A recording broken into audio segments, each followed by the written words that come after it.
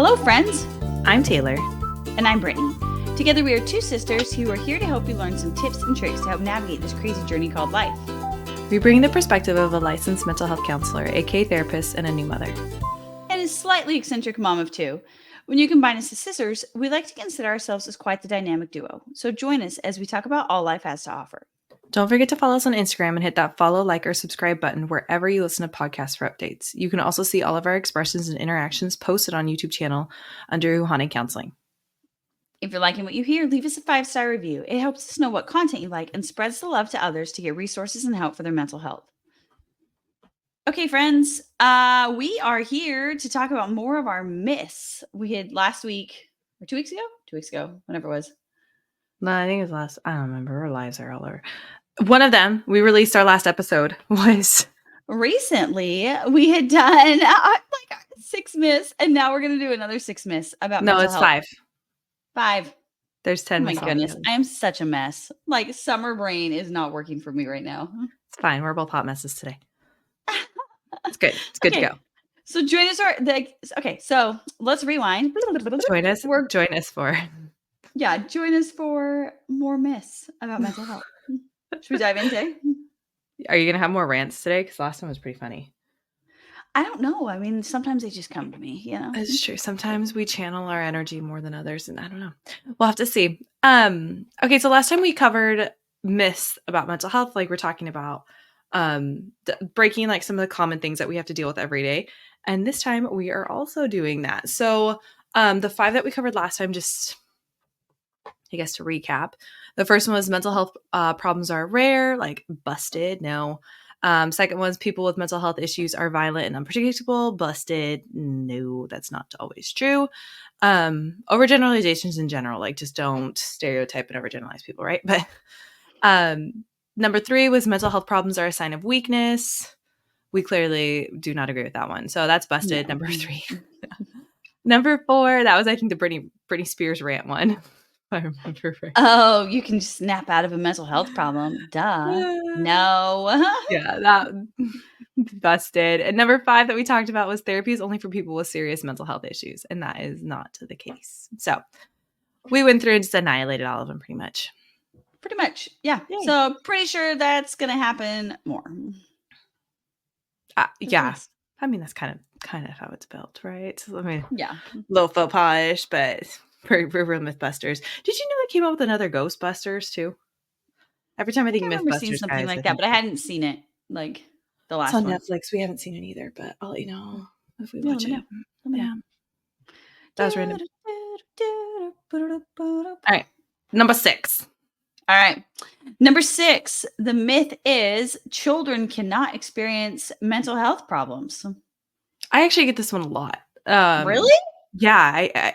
It's very fascinating to me how often I hear like they're only 5, like, or they're only 7. They don't understand these things. They're not developed enough yet. And I think there's a really odd range of what people understand about child development. Like sometimes they come in and they think they should have all these functioning skills. And I'm like, you're asking that of like, that's like what a 30-year-old should have. Like not even like a 20-year-old has these skills that you're asking for, right? And then all the way swing over and they're like, well, they can't even understand this conversation. No, your baby understands a lot more than you think. Like my baby's only 11 months old and he definitely understands things. He already plays the game with me of like if we say no, then he's like, really, like let's watch this, mom, like yeah, he really does. I've seen this happen. Yeah, he's a little boundary tester. So that's where, which is great. But like, that's where if you really don't think your kids can have emotions full functioning, just so you know, the way the brain comes out, emotions are fully intact when your child is born. That part of your brain is in the old mammalian part of your brain or the old reptile brain. Don't fight me on the names. It's stupid names. I agree with you. That's what it's called though. So science, so that's where like the part that holds instinct, memories, like coordination skills, like we're looking for all of those things. And those are all like there and functioning and they just continue to build. However, emotions are full on. That's why babies cry when they are born. Like they have emotions, they experience the world. And that's why touch, like the prenatal stuff, And postnatal, when like you birth the baby and the baby needs to touch you skin to skin contact, like Mhm. that's all an emotional, physiological based connection. Your baby's emotion systems are up and running in full when they are born and just continue to get more and more complex the more that their ability to interpret the world and understand the world feeds into their understanding of why these emotions are hit. So it's almost like Inside Out is perfect example, I think, where it funnels the like, you have these emotions already, but then based off what's happening in the world, like they start to grow up, they start to change. Like the character Riley's like people started to change as she got older and morph. And it's like that's exactly what happens. But they can totally have these emotions early. They can totally have Oh, yeah. depression and anxiety at 4 or 5 or 6. Like we see them as early as 2 or 3. Now, treatment for those is harder. That's the thing that I think people don't understand. But like, it's usually parent training on how to help your kid with those. Yes, your baby is capable of having these emotions this early. Yeah. I mean, and just as a parent that has raised 2 kids, like, I can totally see this. Sometimes it's hard to identify, like, Super hard. Yeah. yeah, like, Their to be symptoms aren't the like, same as "Oh, ours. this is anxiety?" Like, Yeah. like, and it's really confusing to be, like, able to pinpoint it, but then Mhm. once, like, a doctor or a therapist does, then it's like, "This makes sense." Like, then it Mhm. clicks. So, this is definitely a myth. Like, if you think it's a possibility that your kid is dealing with it, take them into a professional that can help you diagnose, because the problem is, like, the symptoms for children are very different from the symptoms for adults. That's why you see a lot of professionals, especially therapists, that'll only be like, "I don't serve that population, I can't help you as much," because it's Yeah, very nuanced. Like, getting trained with the kids, we had different classes for even understanding the kids and how to work with the kids. Like, totally makes it is sense. a different world because you're dealing with different development terrains. But if you don't understand human development, then you're not going to understand how your child portrays these emotions and everything else. So, like, that is a key thing. But your baby, I guess the only caveat I would say is like, people don't think they're like, how do I word this? I guess this could be true if you didn't understand human development, meaning like um it doesn't appear like they're having the same mental health issues as us because they aren't as like they're just as complex. They are just different complexities. Does that make sense? Yeah. So it Well, seems they're like a totally human. different issue, but they're human. Like they're gonna have and they Yeah. have the emotions. Yeah. Part of being human is like just having emotions. It's part of the human experience. Like, why But would it's you ignore pre-built that into for little you. people? Exactly. It's pre-built in. Yeah. Which I think Okay. people have a really hard time accepting. Like your baby, this is the one thing that really does frustrate me, so I will do a rant for a second. Do it. Go for it, girl. Make sure you understand human development and what is actually a realistic expectation from your little one and what isn't. And your little one even may not be within the zone that you think they should be within simply because their development is delayed or that they are different. So like my baby has 2 baby friends around his age, and it's been really fascinating just watching based off their personalities and their preferences. Like one started Mhm. crawling way like quicker than the other 2, and the other 2 were older, and then vice versa. Like it's just, or one has a lot more development like socially, or one has a lot more development with like cognitive abilities to like solve problems or like play with certain toys, and like that's all fine, they're all in their range, right? But it's going to vary a Yeah. little bit. But you have to know kind of zones and be like, okay, this is the zone that they should be expected within. My child is falling in this trend. And I think that's where it really frustrates me is parents just have unrealistic expectations and they go wide range. Your baby too understands so much. Stop assuming that your kid doesn't. They do. And they can Yeah. understand a lot of conversations and a lot of tone from us. So, Yeah. They may not understand all of the words, but they understand the gist, I feel like. Like well, like it's it's like a yeah, dog. Like Koa knows when I'm freaked out. Koa knows when I'm happy, when I'm sad. Like he doesn't have to understand all the reasoning why, and they may be like more complex issues, but like he knows. And it's the same with the kid. totally. Like they know. Yeah. Yeah, absolutely. Yeah. So that's my rant. So this one's busted for me. I don't know. I think it's wrong. Oh, totally busted. It not I think it wrong. Like think it's wrong. This one is wrong. It's fine. So yeah, this was busted. Children can experience mental health problems. We'll leave it Mhm. at that. Okay, myth number 7. Medications for mental health are addictive. Oh,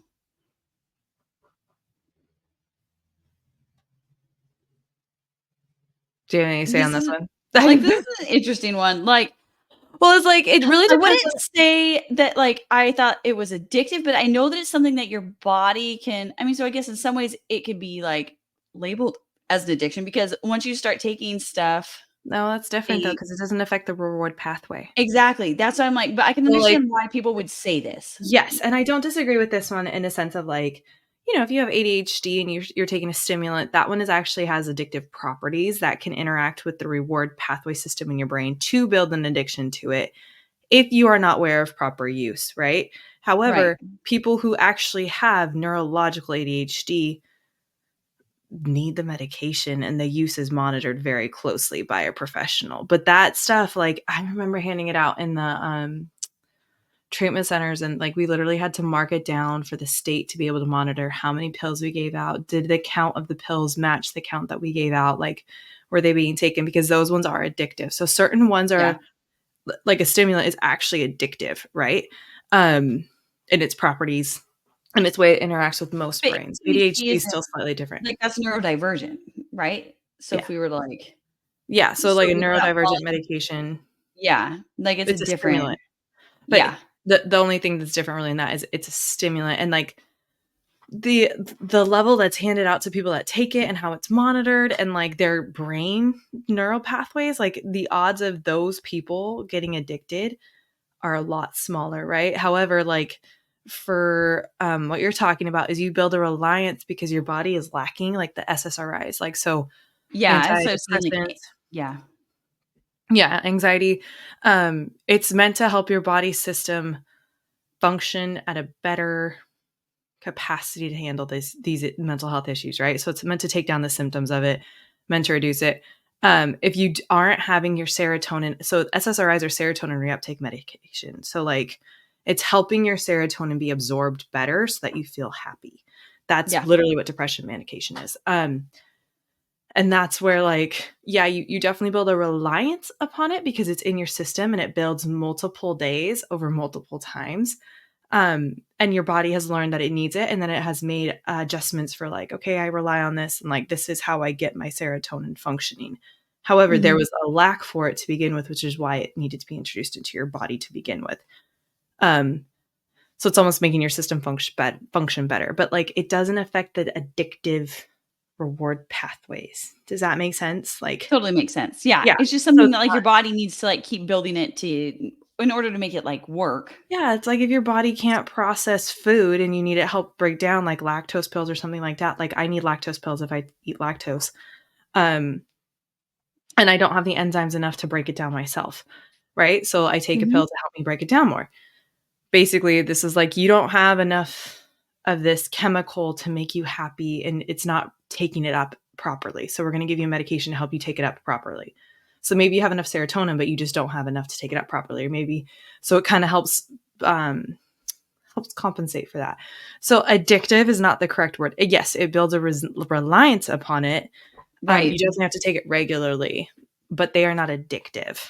Yeah, and I think The that's an ones, important certain ones you take. distinction. Yes. Yeah. Yeah. And like this is a great thing too. And I think a lot of people really worry about taking medication, which I get. Like as a therapist, I'm always like, what are all the possible things first before we go to Yeah. medication? And then finally sometimes there's somewhere I'm like, let's look at medication. Like let's talk about this. Because like it's sometimes it's just a biological need. Like Yeah, you like it's aren't a having serotonin chemical uptake. yeah. You need a chemical to help you with this chemical issue now. Like we've done all Yeah. the other things. Um but I think a lot of people are worried they're going to be stuck on it forever. And it's like, you don't have to be stuck on this forever. Use it for a little bit, see how you do. If you want to get off of it, you can get off of it. You will have a process of getting off of it. Like I think you Yeah. mentioned getting off of your anxiety one, right? I can't remember if I have, but I have gone off in the last few months of anxiety medication, and it was a process. Like, it was Well, one of you have those, to lower. like a yeah, Yeah, it it's was like a here. weaning thing because it was Yeah, like my body I'd been taking it for what, like long time. 8 years, I Yeah, think. yeah. And so my body needed to like I couldn't just go overnight without taking it. Mhm.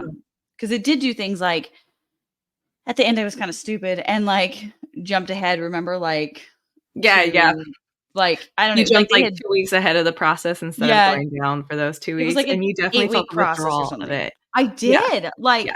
it was like I ended up having headaches, my heart was racing really fast, I was lightheaded, Mhm. like it was it was a process. But it wasn't an addiction process. It was it was totally different. It was just my body just had gotten used to it, like having it in the system for 8 years. I think that's the key that you just said, though. It's like it's not an addiction. It's almost like it really is just a part of your processing that's become its norm, and now it has to create a new norm of like I no longer have this extra boost to help me. Now I have to compensate for not having this extra boost to help me.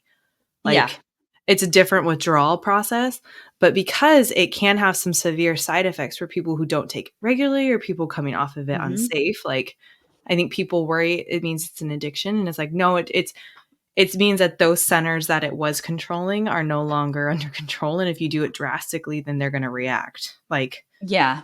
that's like just kind of how it works. So it's interesting. Like, I think this one is like 50-50. It's not addictive. It is a reliance. Like, so if Yeah. we change the wording, then I'm like, yeah, medications for mental health are like build a reliance for them. Yeah. But it's not Talking an about stimulants though. addiction. It's just changing that Exactly. one word. Like, Exactly. yeah. So I would say we have busted this one just because of the word choice. Yeah. They're safe. Like they're not addictive. They're just, Yeah. they Yeah, you're just not gonna end help up with, like, a compensate. crack addiction by taking this medication. Like, that's not it's not a gateway drug to take depression medication. Like, Yes. And you got to remember different mental health medications do different things. So we're overgeneralizing. We're mainly talking about like, um, medication for antidepressants and stuff like that, like the general yeah, which is because I anxiety. think that's, like, the most But like common thing that we see, but Valium, benzos, like benzos can lead. So this is where it gets messy because like if you talk about a benzo, benzodiazepine or whatever, those yeah, are like those are addictive. Valium can be addictive and that can lead to right? So that we're talking about different medications. So this is where I'm like, I'm honestly 50-50 because if we get into the field of that like makes sense, yeah. stimulants and benzos, yes, those have addictive properties. Those can be dangerous to your body. But if we're talking about general anti-anxiety and antidepressant medication, which that's what most people are referring to, poopy, you're good. Like you'll be fine. Yeah. Yeah. Yeah. Okay. So, Does that make sense? So like I yeah, feel like it's absolutely. split because there's no straight answer. Like, yeah, I think that's fair. 50-50. Yeah. Yeah. Alright, Anyways, alright. That's hopefully our that first one that we haven't fully just, like, blown out of the water, but yes. Well, and remember, guys, I'm not a psychiatrist, so I don't have all the medical training. We are trained to understand the medications, how they interact. So if you have more questions or want to dive into this more, you need to talk to a professional that actually prescribes the medication. I am a talk therapist, so I can give you the background general information. You can find a lot of it online too. I am not telling you what to do for medication. I just have to get that caveat because I am not certified for that. Um, but that's like the general consensus for the studies. perfect. I know that sounded Alright. real official there. So we'll say myth 50-50, I'm sometimes gonna true, sometimes say not. I'm Mhm. gonna say it depends. Yeah. I forgot what they say on Mythbusters if it's a mix. Oh, guys, my mic totally has chunks from my baby eating it. Oh, goodness. I That's funny. just saw that. I'm sorry. Yeah, he's been going after them this week, and he got a few good chunks out, like deep Oh, chunks. he's a mess. Oh my goodness. Okay, sorry. Random. Okay. Okay, our next myth is talking about suicide will encourage it. Now I This is just totally a no. I know. like I I'm just just like, straight I up. don't even know where to start with this. I Like, know. Like we stare at each other. yeah, Just no.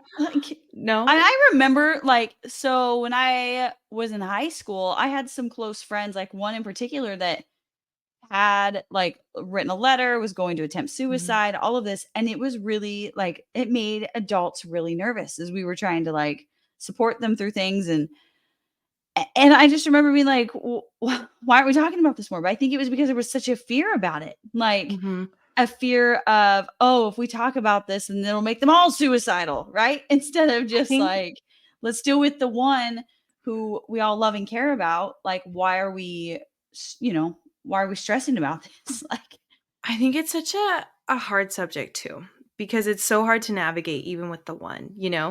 And it's yeah. such a personal subject too that I think that people don't know how to tread around this subject. Like there's a handful of taboo subjects we have in our society that me and my husband just had this conversation this weekend actually. Like I because of my training, I am all about preventative and proactive. Like, and I Mhm. get why people are the opposite. A lot of parents are reactive and they try and guard and they try and hide information.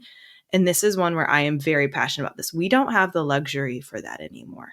Our society, the way it operates, like you have to be willing and able and capable to have proactive conversations as well as reactive at any time. You have to be able to touch on subjects that are dark, subjects that are uncomfortable, subjects that are possibly taboo to Mhm. help your children better understand, because there's so much information at their fingertips and there's so much information early. Like Oh, little kids totally. know about suicide, like 4 or 5 year olds know about suicide just from hearing things in the general society. Like I said in my earlier rant, like babies understand things super early, guys. So if you don't think your baby Yeah. does understand the concept of suicide at 4 or 5, you are naive. You need to be able to have these conversations. And that's where I get the fear behind it, but like not having these conversations is totally unproductive and totally actually causes a problem worse. Because what if they have a thought that goes this way? And it's really interesting every time I get a person in my office and we go over informed consent. I think 90% of the time, all of them are scared around so you have to tell somebody if I've had a suicidal thought. No, no, no, no, no. It's, if you have an active plan, if you're going to go and complete, I have to keep you safe. That's different than Yeah. like all Like of us. ideation or anything like that is a little different. But It's ideation versus like plan is also different. exactly. There's Yeah. levels, right? Ideation means like you have a thought and it may come up more regular for you Yeah, or like versus, obtrusive thoughts, right? yeah, you Oh, may if have I drive intrusive into thoughts. this, like, Yeah, oncoming traffic, that's an intrusive like, thought, right? That that's could an happen, intrusive right? thought. Like, But then like all of us at one point have the thought of like, it'd be really nice if I just disappeared and didn't exist, right? So there's yeah, very big levels of these thoughts. But the minute it touches like I don't want to exist and I'm like don't want to be here, people freak out. Guys, it's normal. I had a professor tell yeah. me every single Scary. person, it's very unlikely that a person has not experienced this thought at one point, at one stage in their life. Every single one of us is touched at one point. And that was really humbling to me to be like, you're right, everybody has, but if we don't talk about it, then like it seems really rare. But and then all you have are the extreme cases presented to you where people did attempt, people did complete, which my husband asked me the other day and I forgot. I use completed on this podcast a lot and in my verbiage. I took a training one time about suicide, attempts and suicide like prevention because we have to, right? Mhm. And they pointed out like the terminology around committing is like you're doing a crime. And so it's like shaming those that have either attempted Oh, yeah. or completed, right? And they're like, we don't need to shame more people with this. So then it just causes more people who have the same thought process and the same problem to not come forward because they're going to commit a problem. Like it's a very like Yeah. um aggressive verbiage versus just saying like they completed, right? And that's where it's like, so it's all about how do you view this subject, and if you're very scared of it, then you're creating fear around it and taboo, and you're actually creating more likelihood that people will get higher on this spectrum of ideations, of a plan, of completion, because there's Mhm. no intermingling thoughts of wait, like earlier, like, no, I've had that thought too. I want to disappear too. Like me too. Like, no, life is Yeah. really stressful. Yeah. Like sometimes just like if I just pulled this car and like ran into the tree, I could be done with this problem. We've all had those thoughts, like Yeah. in some way or some form or some capacity. Whatever an obtrusive thought looks like for you. Yeah, it's Intrusive, intrusive. Sorry. intrusive, Yeah, what I say. Yeah. obtrusive. No, you're good. Yeah. Um, and that's where like the big thing I want you to take away, parents and everybody, is like the more you fear a conversation, the worse you're perpetuating the problem, and the more you're actually creating an open spot for this problem to present and to actually get worse. Versus if Yeah. you can go in and have a proactive or reactive conversation, meaning having like preventative conversations, just saying like, if you have these thoughts, I totally get it. Let's talk about it though. Talk to me about it. Like these are normal. Or reactive, like, hey, I've noticed you're really down. Do you have a plan? Like what's going on in your head? It doesn't encourage it, guys. It's the opposite, because people then feel connected. They feel understood. They feel like somebody cares. But the minute that they're isolated on their island is the minute that they continue to perpetuate these thoughts and perpetuate these conversations and continue to think they are broken and that they are no longer worth living and no longer worth being supported. And that's where this is the most frustrating thing to me. Taboo concepts need to be talked about. Like, Yes. it's hard. They are uncomfy. I respect that. Get over it. Like, you don't have the Yeah. luxury to not. Yeah, you can't just ignore this. And I keep thinking too, like in religion, especially, like I know that this is one of those things that comes up a lot. Like if you find yourself in a religious setting too, like still, like don't just avoid this, because I think like that's another Did you culture. know religion actually is one of our preventative questions for an assessment for suicide risk? I didn't. If they are worried that there is a religious consequence or moral consequence to their behaviors, or if they feel like their social group will reject them for completion, that is actually points for them to keep risk averse. Does that make sense? Like there's Yeah. like this almost like scale that we do when we do an assessment, and the questions on that side are looking for like what's keeping them here, and the other Hmm. side's like what's keeping them or what's pushing them towards completion. And you're like weighing out the two, right? And one Hmm. of them is like religious affiliation. Like, do you feel like there's a moral um, problem with it? Yeah. Talk to people. Like, like the more connections they have, the more they feel like, hey, somebody talked to me about this, and they're like really cared, and they'd be crushed if I like completed. Like That means a that's lot. Like, that could be one. That could be literally. I've had that literally one. They're one point on it, and that's the one thing keeping them, or the fact that they like me enough that they're like, maybe I'll survive today. And I'm like, great, I'm your 1 point. Like, I will take that. You know, like yeah. that's where, but if you don't have conversations, we wouldn't be the 1 point. There'd be no points. So that's where like taboo subjects on anything like that. This is about talking about like sex and like identification of oneself and all these things. Like have these conversations with your children, people. Like this is vital. Don't let society teach them. You talk to them because this Yeah. is what's going to keep your kids here, and this is what's going to keep your kids connected. Like Yeah. Yeah. Just talk about it. Just don't be afraid to open up.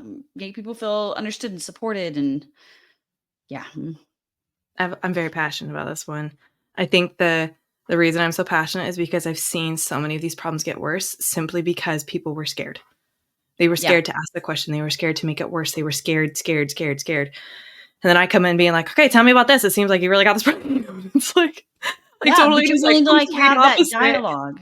Yeah, Yeah. it's a complete opposite though. I'm going in like head on, just being, and I get it. That's my training. I have so much practice in it because my husband's like, Taylor, you don't understand. You have so much background to do this. And it doesn't intimidate you.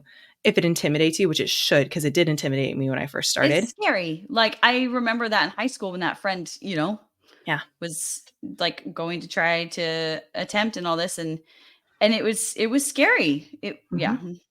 Yeah, you should be scared. Still have the Yeah. conversation. Yeah, you still have to talk about it. You can't just avoid Yeah. it. Yeah. And Yeah. you still want them to know that they care. And you know what? At least if anything happens, an attempt or completion, you know you tried. Yeah. Because And the other way like, is saying, I never asked. I never talked yeah, about it. I never you don't educated. want that you don't want that on yourself. Like, You don't want that side. That side sucks. yeah, like just having that. Oh my gosh. I know.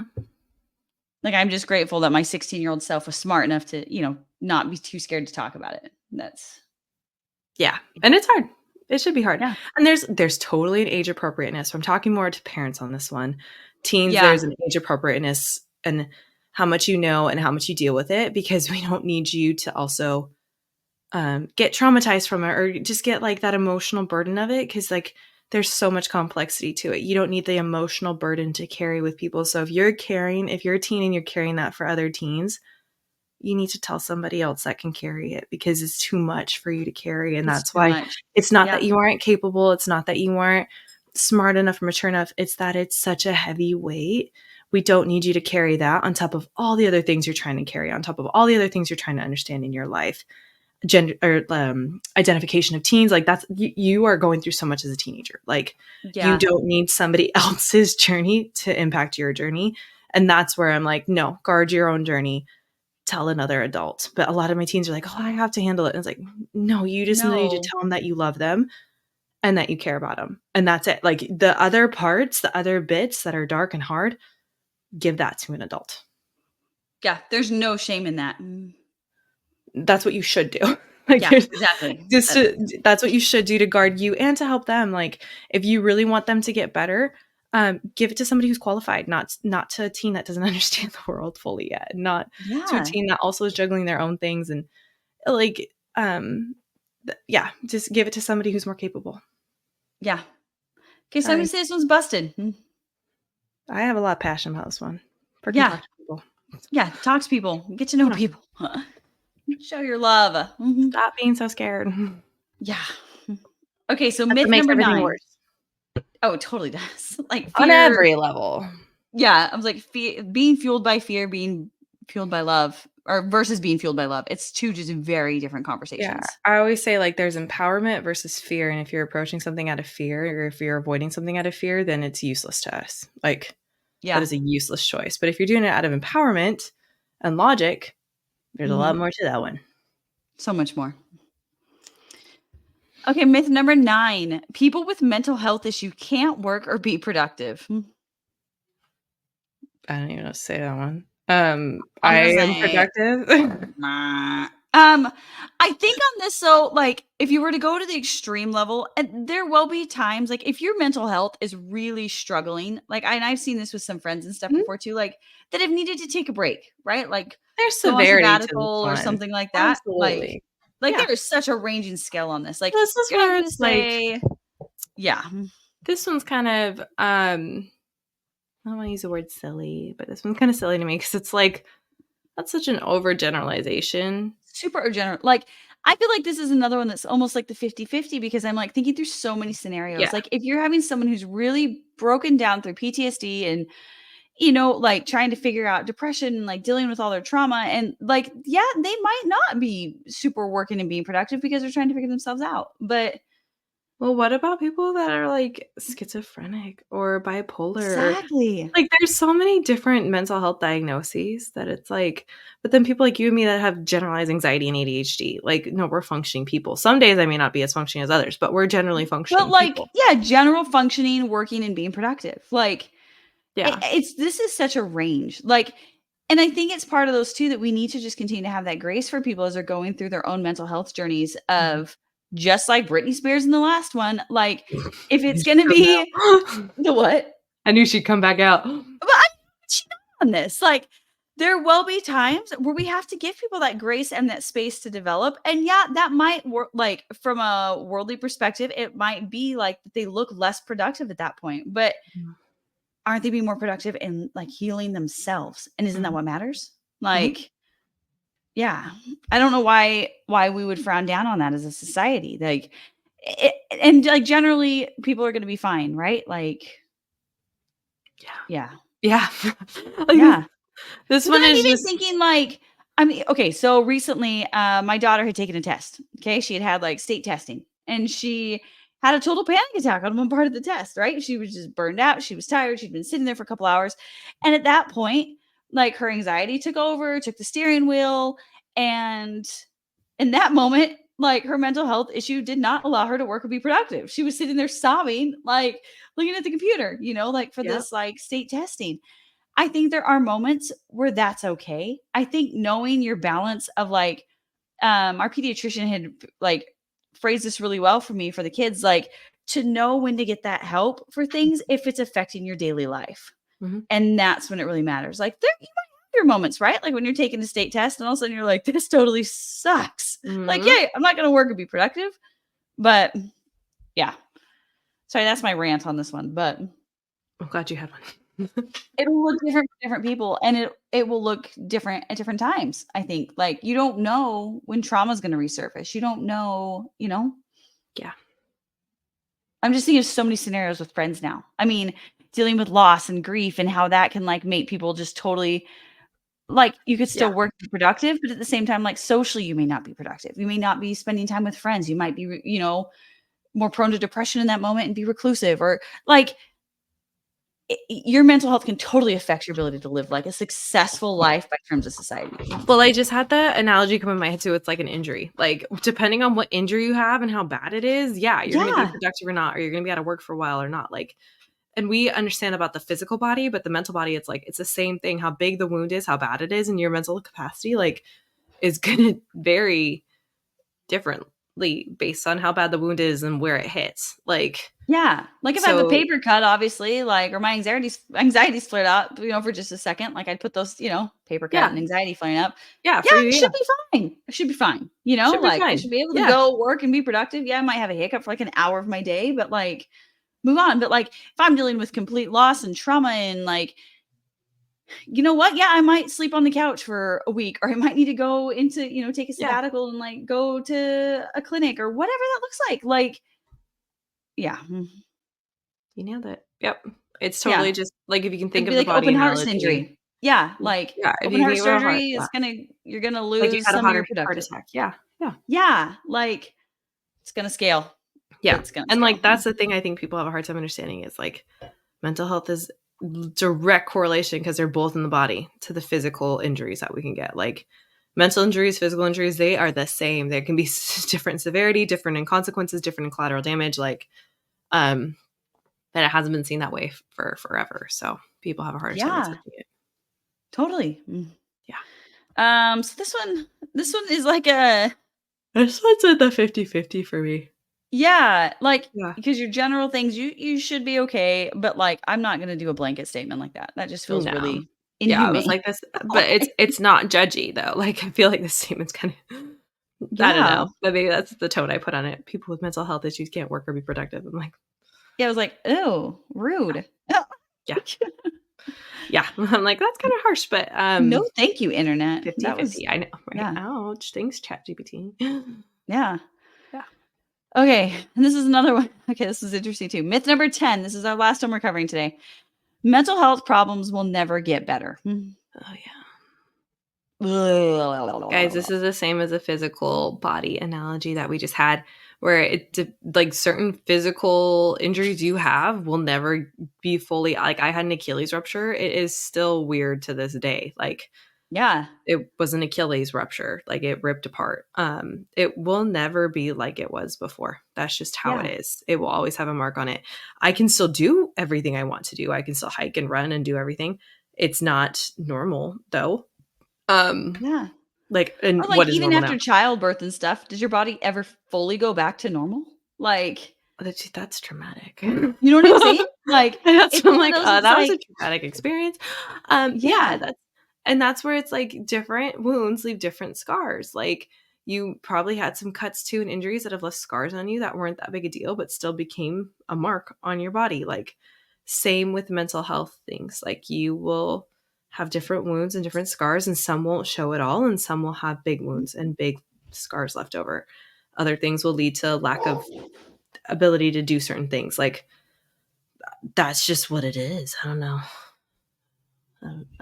Yeah, but I think when people say like they can't get better too, like that's a falsity. And I want people to know like Yeah. you can improve, your anxiety can improve, your depression can improve. Like you don't have to live in this pain for forever. It's just the severity of how the scar lasts or the wound is what is the wound, what is the scar, and like how do we heal it? Yeah. Yeah, there's What definitely treatment do ways you to, get? like, make this better and, like, you know, Yeah. you gotta put in the work and it's gonna hurt to, like, heal your mental health problems, but it doesn't mean that they're gonna go away forever at the same The time. effort that you have to do, the medications you put on it or whatever, like there's like no, like this, yeah, Yeah. yeah. It's not like you will ever be, like, totally just I don't know. You are 100% depression free and this will never flare up again. Like, I don't think you can really say that. Like, there can be times where it's, like, ups and downs, right? Like, I'm doing really Yeah, good. but then This is then good. you're just not human if you don't ever have like sadness again. Like, you know what I Yeah, mean? like, Like, and that's that's where just it's not you'll never make, like, a full recovery, right? Like, that's just not there's just gonna be some things off, and that's fine. But like, what does recovery mean? And like, I think this is hard because it's like splitting hairs. Everyone's so individualized, but just know yeah, there is help. You do not have to be suffering. You do not have to have totally. the same problems. Like that's the biggest thing is like you do not have to just live broken all the time. You can be way better than what you ever dreamed of. Absolutely. And again, like, giving yourself that grace to, like, if you have a bad day, like, if it's a rough day, you're triggered by something or whatever, Hmm. it's okay. It's okay. And, like, don't let that be, like, your setback, like, Yeah, acknowledge that, like, in that last one where we talked about, like, the bad day, right? Like, yeah, if you have a day, like, and I've had that before too for some things, like, where I'm like, "I'm doing great. I'm doing great. I'm doing great." And then all of a sudden it's like you just feel like you got hit by, like, a bird flies in your face, and you're like, "Well, hmm, crap. Why do I feel like all of this trauma has come back all of a sudden? I have to, like, reprocess all of this." And, like, okay. And I remember the first time when I was really, like, gave myself that grace to be like, I am just gonna go lay down on the couch right now, and I'm just gonna lean into this for a little bit, and then I'm gonna get up and I'm gonna get going with my day. Like, hmm. and that makes a difference, right? Like, there are times where it will come back. Well, you're not it's not just gonna disappear. But you can live a happy and fulfilling life. Like, if you're feeling like you're in the depths of hell right now, like, go get help. It'll get better. Preach it. Yeah. Yeah. Okay, so that one I would give like a whatever 50-50.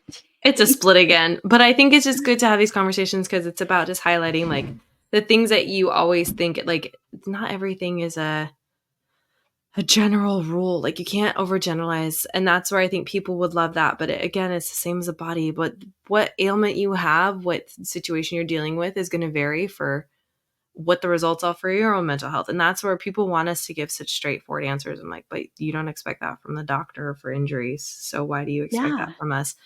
And I think that's what people want for mental health, but it's like, nope, not everybody's not the same cookie here. So Yeah. Yep. It's going to take work. It's going to be hard. And yeah, but it's beautiful. it is beautiful. I was like, it's just a beautiful little mess. So Yeah. hopefully highlighting some of these helps you understand. I think the biggest thing that I took away from like when we were doing these and stuff is the more you talk about it and the more you explore the subject and figure out how it affects you, the more you can combat what your stereotypes are in your head or what your stigmas are for yourself. And you can fight against those because everyone's going to have different stigmas for themselves as well. Yeah, absolutely. And hopefully this at least opens a dialogue to help change your perspective or a family member's perspective on things, or, a loved one.